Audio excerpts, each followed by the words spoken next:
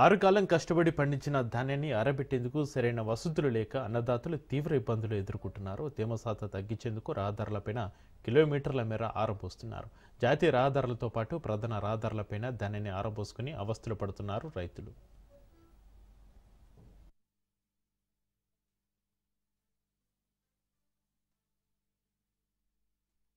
పేరు రాజు.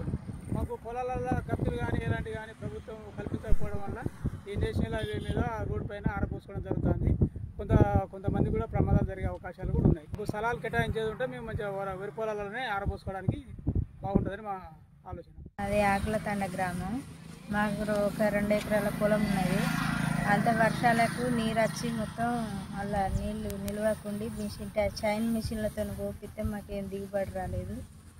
అవి వడ్లు ఎండబెట్టుకుంటే ఇక్కడే ఉంటాను, రోడ్డు మీద పోసుకొని ఉంటాను. మాకు వర్షాలు ఎక్కువగా పడడం వలన మొన్న దీపావళి కూడా బాగా వర్షాలు పడడం వల్ల మాకు వరి కోయడం జరిగింది.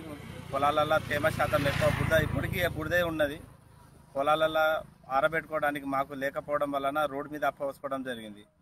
మాకు గవర్నమెంట్ చివరి గింజ వరకు కొని మాకు రైతులకు న్యాయం చేయాలని కోరుకుంటున్నాం. 1 ఎకరం సీసీ పోసిస్తే మేము రోడ్డు మీద రాకుండా ఉండడం ఉంటుంది.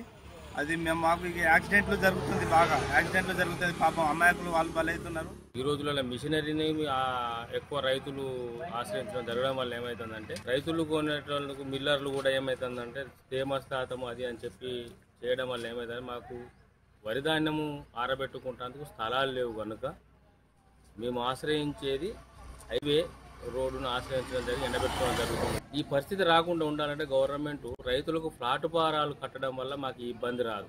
ఏదో ఒక స్థలం తీసుకొని అక్కడ ఒక 2 ఎకరాల 3 ఎకరాల ప్లాట్ఫారంగా కట్టించేయంటే ఆ వరిదాన్ని నాణ్య ఎండబెట్టుకొని మేము మార్కెట్ తీసుకుపోవడం జరుగుతుంది.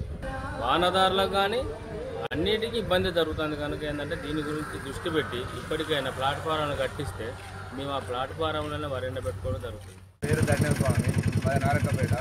ఈ రోడ్డు మీద వడ్డు పోయడం వల్ల యాక్సిడెంట్ జరుగుతుంది. దీన్ని అరికట్టాలని నా యొక్క. నేను ఒక కారు డ్రైవర్ని.